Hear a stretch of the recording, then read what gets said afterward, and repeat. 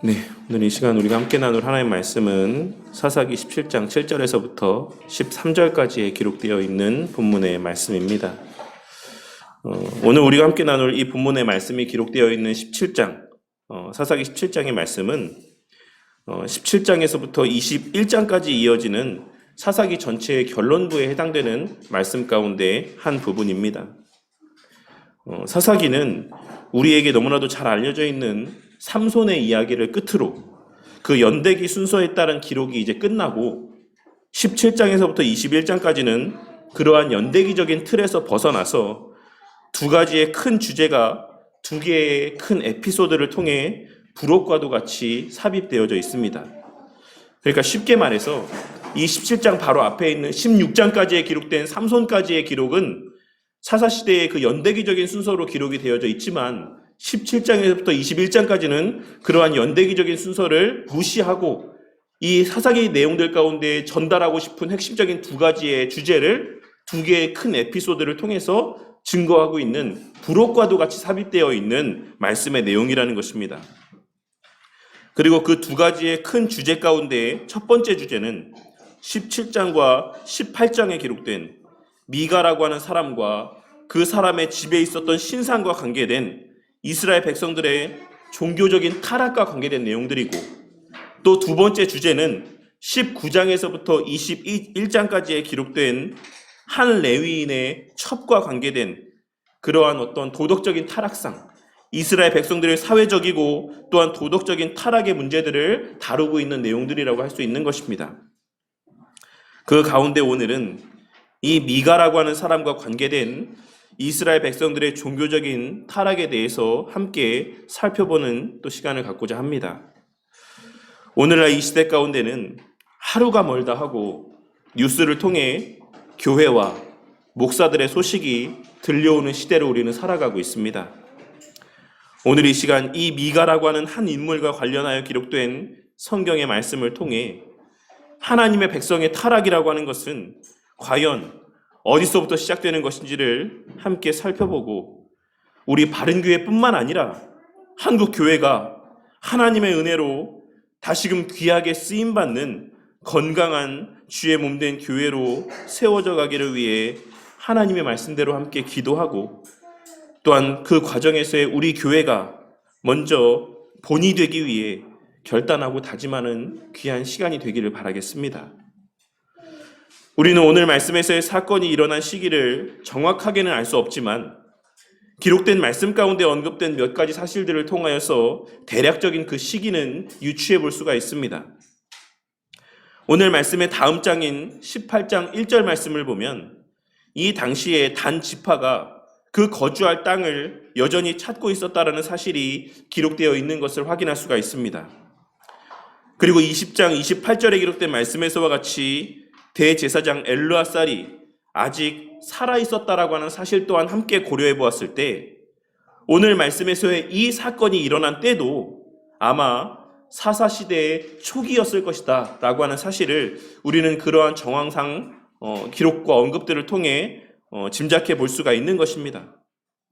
그리고 이는 이스라엘의 종교적 그리고 사회적 도덕적 타락이 여호수아의 죽음 이후에 급격하게 일어나게 되었다라는 사실을 의미한다라고도 할 수 있습니다.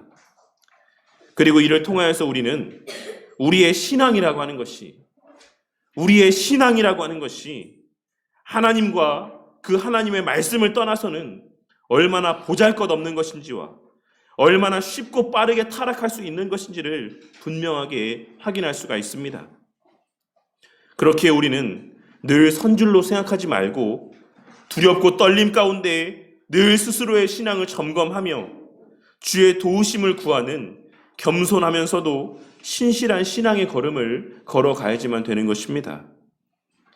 매일같이 말씀 보는 시간들, 매일같이 기도하는 시간들을 귀하게 여기며 그러한 시간들이 없이는 우리가 매일같이 온전한 그리스도인으로서의 삶을 살아갈 수 없다는 사실을 깨닫고 그렇게 매일같이 개인 경건의 삶 가운데 열심을 내는 삶을 살아가는 저와 우리 모두가 되어야만 한다는 것입니다.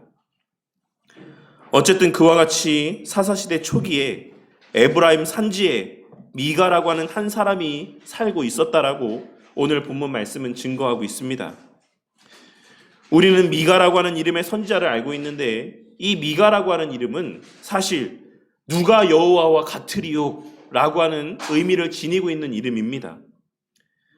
그리고 오늘 말씀에서의 이 미가라고 하는 사람의 이름은 아마도 당시의 일반적인 관례에 따라 그의 아버지가 그에게 지어 주었을 것이 분명합니다. 그의 아버지는 그 자녀가 오직 하나님만을 섬기고 하나님만을 경외하며 살게 하기 위해 이러한 이름으로 그 아들의 이름을 지어주었을 것이 분명한 것입니다. 그리고 이를 통해 우리는 이 미가라고 하는 사람의 부모에게 여호와 하나님에 대한 신앙이 자리하고 있었다라고 하는 사실을 짐작해 볼 수 있습니다.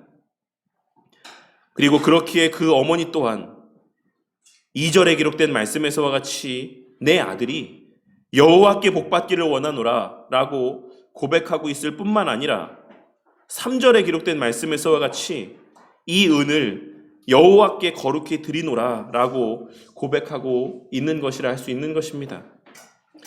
하지만 그 어머니의 입술에 여호와 하나님에 대한 내용들이 언급되어진다라고 할지라도 그 어머니의 신앙이 바른 신앙은 아니었다라고 하는 사실을 우리는 17장 전체에 기록된 말씀의 내용을 통해 분명하게 확인할 수가 있습니다.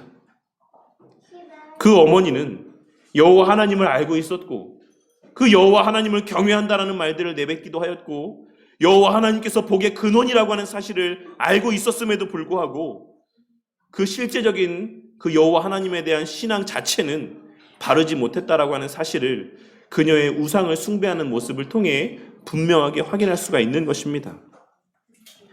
그리고 그러한 잘못된 신앙을 소유한 어머니에게서 자란 미가 또한 그 신앙이 바르지 못했다라고 하는 사실을 우리는 기록된 말씀에서의 그의 말과 그의 행동을 통해 분명하게 확인할 수가 있는 것이며 당시 사람들의 그와 같은 잘못된 신앙의 모습은 6절에 기록된 말씀에서와 같이 비단 이 미가에게서만 발견되는 모습이 아닌 당시 대다수 사람들의 보편적인 신앙의 모습이었다라고 하는 사실을 당시에는 이스라엘의 왕이 없으므로 사람마다 자기 소견에 옳은 대로 행하였다라고 하는 이 말씀의 내용을 통해 확인할 수가 있는 것입니다. 미가는 자신의 집에 신당을 만들었고 대제사장들에게만 허락된 에봇을 자신의 멋대로 세운 자신의 아들인 제사장에게 입혔으며 뿐만 아니라 당시 사람들이 미래를 예언하기 위한 점을 칠 때 사용했던 드라빔도 만들었습니다. 그리하여 그는 그 아들을 통하여서 자기 멋대로 예배를 드렸고 자기가 알고 싶은 바를 그 아들을 통해 예언케 하며 자신의 소견에 옳은 대로의 자기 생각에 옳은 대로의 하나님 중심, 교회 중심의 삶을 살던 자였다라고 할 수 있는 것입니다. 그가 그 집에 신당을 만들었다라고 하는 사실에서 그 삶의 중심에 신앙이 자리하고 있었다라는 사실은 충분히 짐작할 수 있지만 그 신앙이라고 하는 것은 말씀 중심의 신앙이 아닌 자신의 소견 중심의 자신의 옳다 여겨지는 중심의 신앙이었다라고 하는 사실을 우리는 말씀의 내용을 통해 충분히 확인할 수가 있는 것입니다. 그런데 오늘 본문 말씀을 통해 알 수 있는 것처럼 그러한 미가의 집에 유다 베들레헴에 거주하던 한 레위인 청년이 다른 거주할 곳을 찾다가 발걸음하게 됩니다. 그렇다면 이 레위인 청년은 왜 자신이 머물던 유다 베들레헴을 떠나서 새롭게 머물 장소를 찾아 이리저리 방황하고 있었던 것입니까? 우리는 여호수아 21장에 기록된 말씀을 통하여서 레위인들은 다른 지파들과 같이 그들이 머물 특별한 지역을 할당받지 않고 전국의 산지에 있는 48개의 성읍에 분산되어서 거주해 왔다라고 하는 사실을 잘 알고 있습니다. 그리고 그들은 그러한 48개의 성읍에 분산되어 살아가며 이스라엘 백성들의 11조로 그 삶을 유지해 왔다라고 하는 사실 또한 기록된 말씀을 통해 우리는 확인할 수가 있는 것입니다. 그런데 오늘 말씀에서의 이 레위인 청년은 성경에 기록되어 있는 레위인들을 위하여 예비된 48개의 성읍 가운데 그 하나에 살지 않고 베들레헴에 살고 있었습니다. 이 말은 당시 이스라엘 백성들이 레위인들을 위한 11조를 제대로 드리지 않았다라고 하는 사실을 암시합니다. 당시 이스라엘 백성들은 하나님이 명하신 11조를 제대로 드리지 않았고 그로 말미암아 그 성읍에서의 생계에 어려움을 느꼈던 레위인들은 먹고 살기 위해 그 생명을 보존하기 위해서 어쩔 수 없이 여러 사람들이 사는 지역으로 흩어져 지낼 수밖에 없게 되었던 것입니다. 그리고 그 가운데 이 레위인 청년의 가족들은 유다 베들레헴의 자리를 잡았던 것이라고 할 수가 있는 것입니다. 그렇다면 그 유다 베들레헴에서의 이 청년의 가족들의 삶이라고 하는 것은 평안했겠습니까? 그곳에서의 레위인들, 그렇게 먹고 사는 문제로 자신들의 본래 거주한 그 성읍에서 벗어날 수밖에 없었던 레위인들의 삶의 수준이라고 하는 것은 어떠했겠습니까? 우리는 그 사실을 미가가 이 레위인 청년에게 제시한 그 조건에 대한 이 레위인 청년의 반응을 통해서 충분히 짐작해 볼 수 있을 것입니다.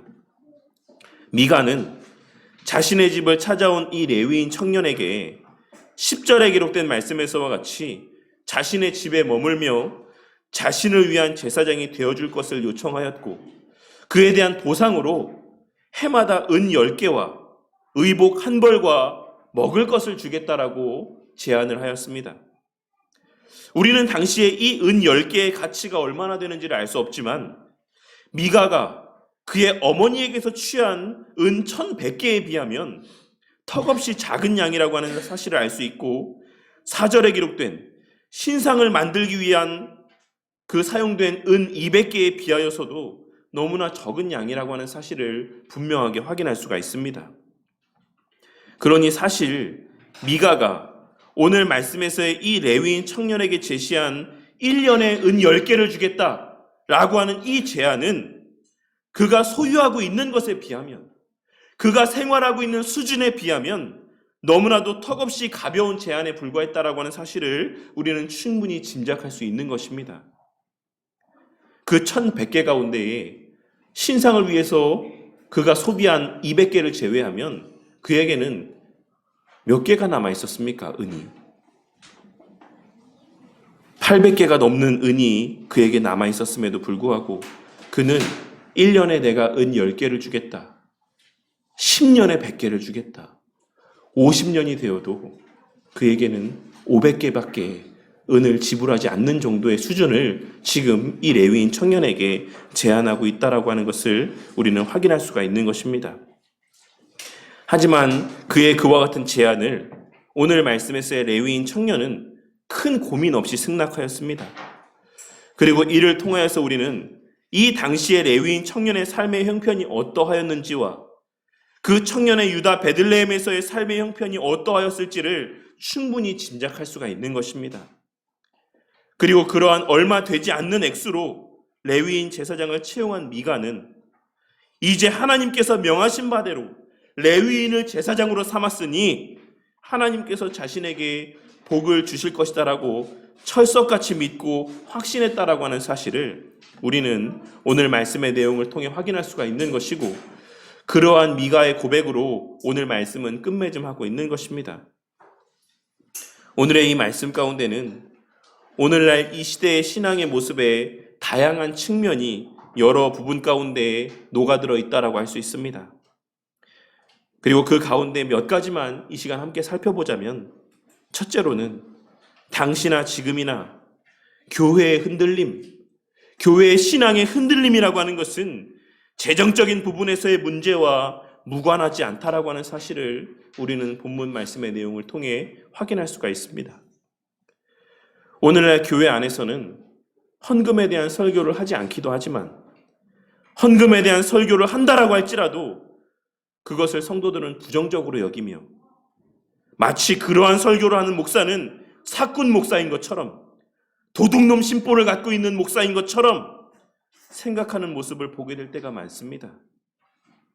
그리고 오늘날 일부에서는 바울 사도의 예를 들어서 목사도 별도의 생업을 갖고 그 생업에 종사하며 자비량 목회를 하는 것이 마땅하다라고 이야기를 하기도 하고, 그러한 목사들을 바라보며 대단한 목사다, 훌륭한 목사다라고 치켜 세우는 모습을 보게 될 때도 많이 있습니다.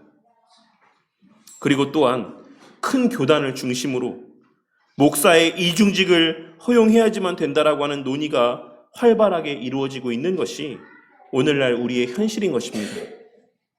물론 저는 상황에 따라 목사가 일을 할 수도 있다라고 생각합니다. 하지만 과연 어느 정도의 목사들이 자신과 그 가정의 생계를 유지할 수 있을 정도의 수입을 얻기 위한 노동을 함께하며 성도들에게도 바른 말씀과 가르침을 온전히 전하고 목사로서의 책임을 다할 수 있다라고 생각하십니까? 물론 오늘날 성도들의 헌금 생활이 예전 우리 신앙의 선배들과 같지 않게 된 것의 1차적인 책임은 목사들에게 있다라고 보는 것이 맞을 것입니다. 하지만 목사들이 그러한 헌금 설교를 하지 않게 되고, 목사들이 헌금을 강요하지 않게 되고 강조하지 않게 되고 그러한 목회를 하게 된 데에는 그러한 목사들의 설교와 목회의 모습 가운데 열광했던 성도들에게도 일정 부분 그 책임이 있다라고 하는 사실을 우리는 잊어서는 안 될 것입니다. 우리 성도님들은 성도님들의 최선을 다하여 교회 앞에 드리는 헌금이 하나님 앞에서의 받은 은혜에 대한 감사의 표현이기도 하지만, 또한 동시에 교회라고 하는 가시적 공동체가 유지되고 세워지는 데 있어 없어서는 안 될 귀한 한 요소라고 하는 사실을 늘 명심하고 살아가시기를 바랍니다. 목사가 그 드려진 헌금과 교회의 재정을 어떻게 사용하느냐, 어떻게 바르게 사용하느냐라고 하는 것은 그 다음의 문제입니다. 교회의 재정이 부족하게 되면 교회는 교회로서의 존재 목적과 그 맡겨진 사명을 감당할 수가 없습니다. 교회의 재정이 부족하면 목사는 반드시 그 물질로 인한 시험에 빠지게 되어 있습니다. 중이 제밥에 더 관심을 갖게 된다는 말처럼 목사는 그 맡겨진 성도들을 돌보는 역할을 감당하는 것보다, 목사로서 성도들에게 바른 진리를 가르치고 설교를 바르게 증거하는 그 역할을 감당하는 것보다, 성도들을 위하여 늘 기도하는 그 역할을 감당하는 것보다 먹고 사는 문제에 더 관심을 갖게 될 수밖에 없고, 만일 그 교회가 세워지는 데 있어 목사가 가장 많이 헌금을 하고 목사가 가장 많은 헌신을 했다라고 한다면, 그 목사는 나중에 훗날 교회가 든든히 세워지게 되면 그 교회가 자신의 힘으로 세운 것처럼, 내 교회인 것처럼, 내가 세운 교회인 것처럼 그렇게 그 교회를 자신의 소유물로 여기게 되고, 그 교회의 재정 또한 자신의 마음대로 사용하려고 하고, 그 교회 공동체의 자산 또한도 그것이 마치 자신의 재산인 것처럼, 내 소유인 것처럼 자신의 마음대로 사용하려고 하게 될 확률이 높다라는 것입니다. 그리고 실제로 오늘날 수많은 목사들이, 그렇게 수많은 힘겨움 가운데 교회를 세운 목사들이 그렇게 교회를 자신의 것으로 여기며 그 재정을 자신의 마음대로 사용하며 그 교회의 그 재산들을 자신의 마음대로 처분하려 하는 것을 우리는 어렵지 않게 목도하고 있지 않습니까? 그리고 그러한 문제들로 인해서 얼마나 많은 교회들이 큰 문제를 직면하게 되고 흔들리게 되고 성도들 사이가 쪼개지고 교회가 무너져 가고 있습니까? 우리는 오늘 말씀에서의 레위인 청년과도 같이 교회가 재정적으로 든든히 서지 못할 때 목사는 적은 액수의 물질에도 그 마음이 흔들리고, 조금이라도 헌금을 많이 하는 성도가 오면, 조금이라도 교회에 헌금을 많이 하는 성도가 발걸음을 하기라도 하면 그 성도 앞에 벌벌 떨며 혹시나 그 성도가 교회를 떠나갈까, 그 성도의 비위 맞추기에 정신없는 목회를 하게 될 수도 있다는 사실을 잊지 말아야지만 될 것입니다.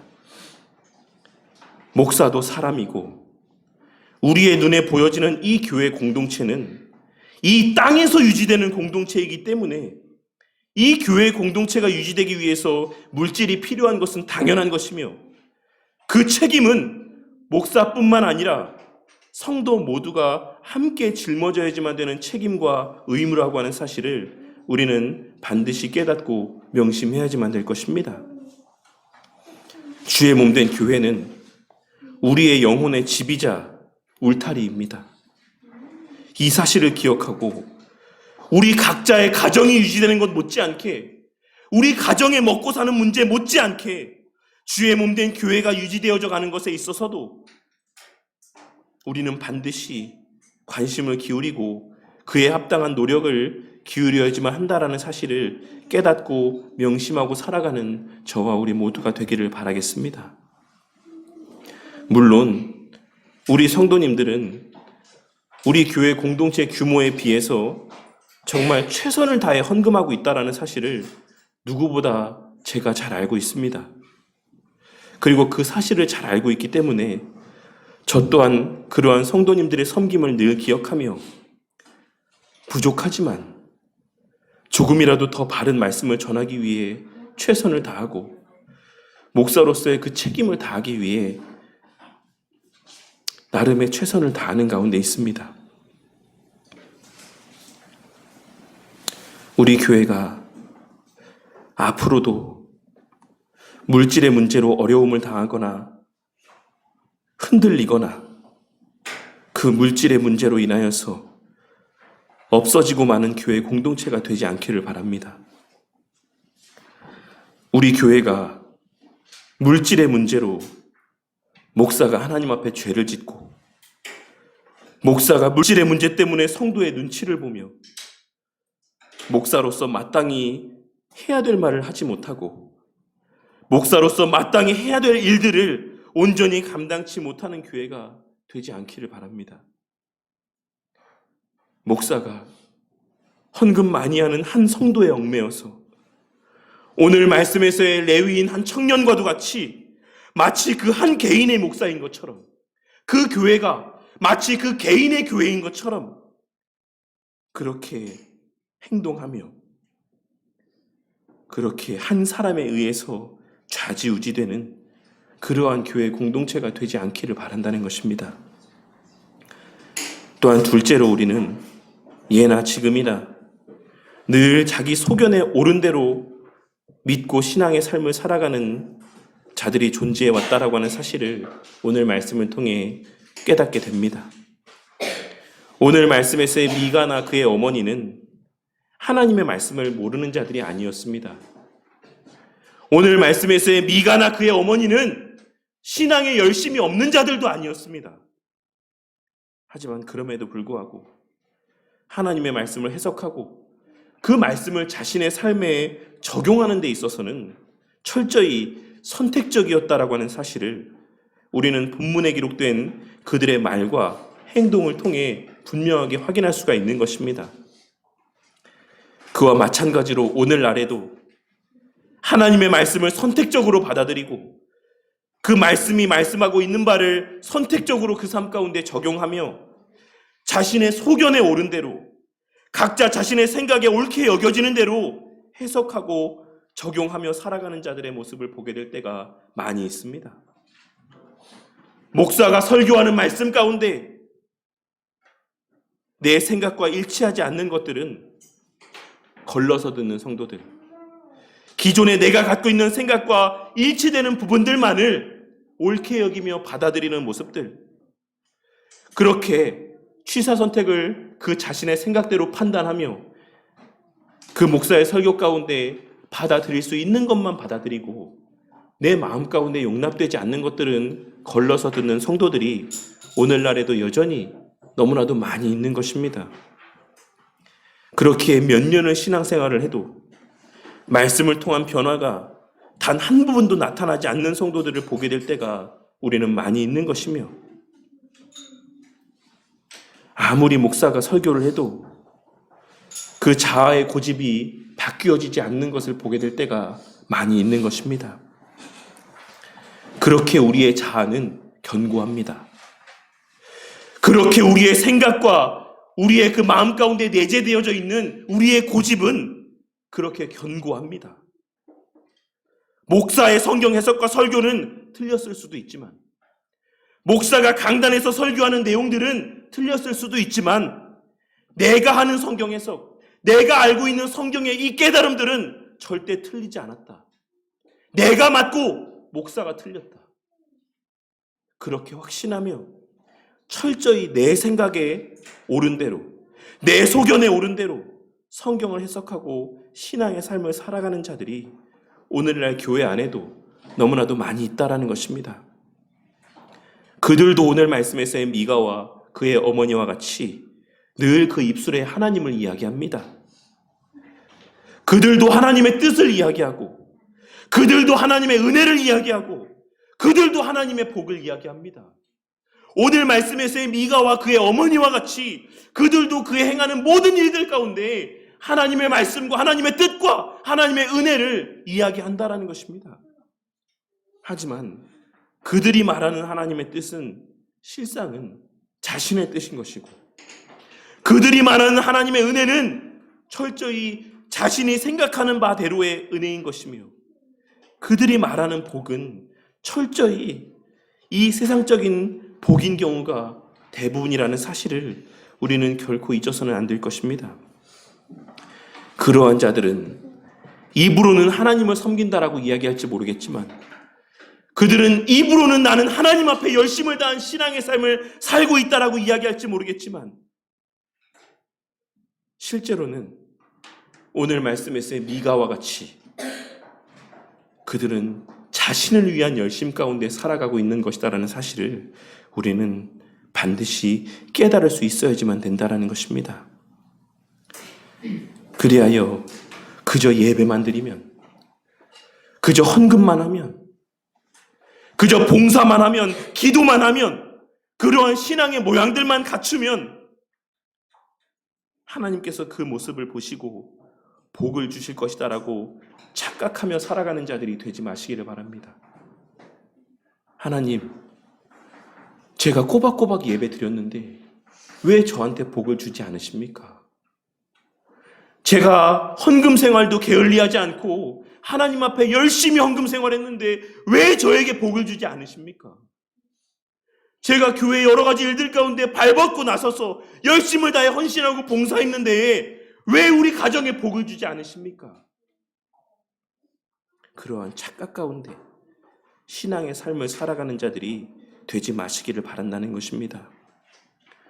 우리의 신앙의 삶은 철저히 하나님 말씀 중심이어야지만 되는 것이며, 그 말씀은 반드시 예수님으로부터 시작하여 사도들을 통해 계승되어져 내려온 바른 가르침과 바른 교리에 근거한 말씀이어야지만 된다라는 사실을 깨닫고 명심하고 살아가는 저와 우리 모두가 되기를 바라겠습니다. 마틴 로이드 존스 목사님이라고 하는 유명한 목사님은 그 목사님 살아 생전 당시에도 존재했던 교리의 가치를 폄하하고 교리를 배울 필요가 없다라고 이야기하는 자들을 향해 이 세상에 교리가 없는 사람은 없다. 아무리 그 자신이 교리가 중요하지 않다, 성경 말씀만 중요하다라고 이야기하는 사람이라고 할지라도 이 세상에 교리가 없이 신앙의 삶을 살아가는 자들은 존재하지 않는다.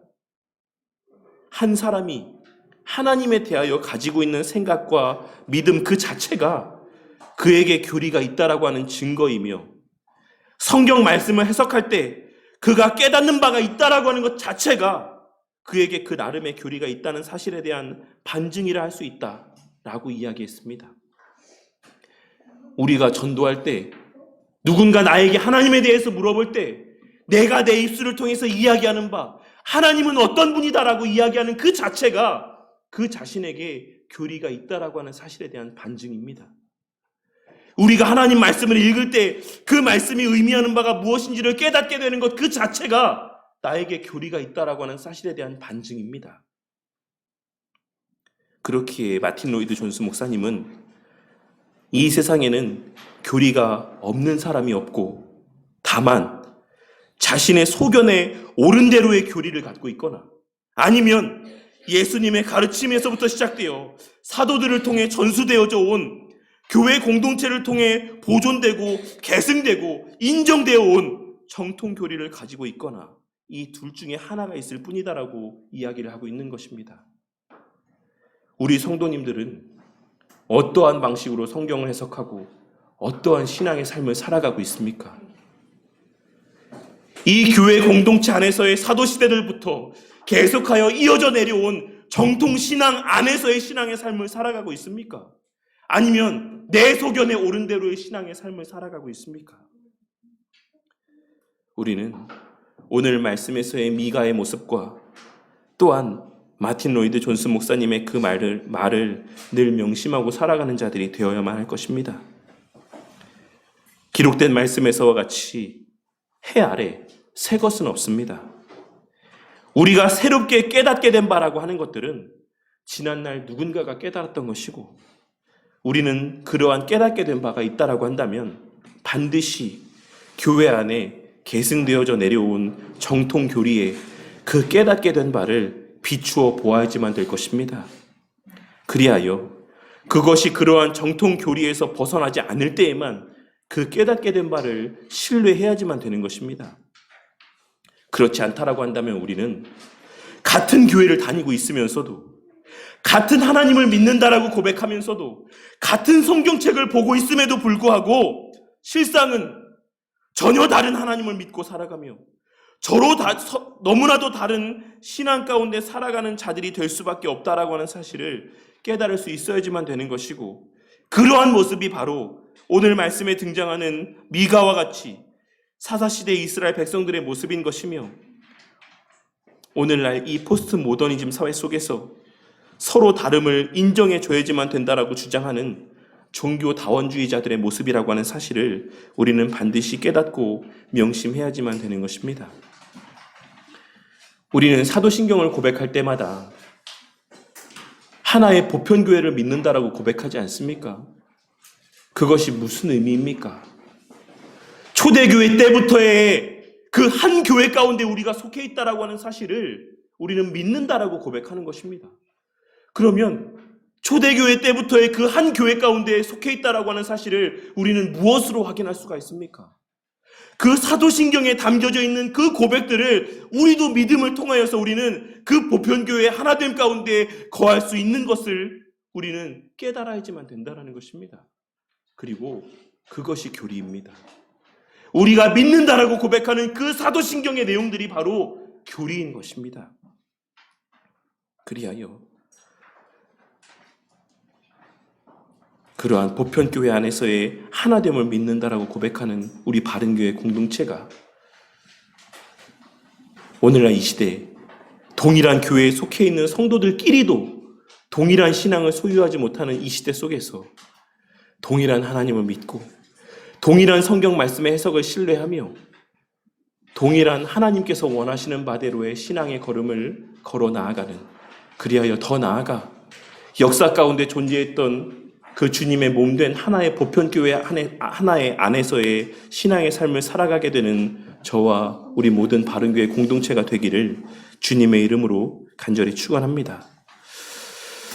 교회는 교회 공동체와 말씀의 가치를 가볍게 여기는 모습들과 내 소견을 더 옳게 여기는 모습들을 통해 흔들릴 수 있다는 사실을 오늘 말씀을 통해 깨닫게 되는 은혜가 있기를 바라겠습니다. 하나님께서는 늘 우리의 삶에서 가장 좋은 것을 하나님 앞에 드리고 하나님 앞에 드리는 것을 우리의 삶에서 가장 우선하라고 말씀하십니다. 왜 그렇습니까? 왜 하나님께서는 우리의 삶에서의 가장 최고의 것을 원하시고 최선의 섬김을 요구하시는 것입니까? 하나님께서 부족하시기 때문에 그렇습니까? 하나님께서 돈이 없기 때문에 그렇습니까? 그것은 성도의 그와 같은 헌신과 섬김을 통해서만 이 주의 몸된 교회 공동체가 온전히 유지되고 보존되며 세워져 갈 수 있기 때문에 그렇습니다. 그리고 그러한 성도들의 섬김과 헌신 속에서 주의 일에 수종두는 사역자들이 그 맡겨진 일들을 온전히 감당할 수 있기 때문에 다른 데 마음 팔지 아니하고 그 맡겨진 그 직분을 감당하는 데만 집중할 수 있기 때문에 하나님께서는 교회가 유지되는 데 있어 성도들의 최선의 섬김과 최고의 섬김을 요구하고 있으신 것이다라고 할 수가 있는 것입니다.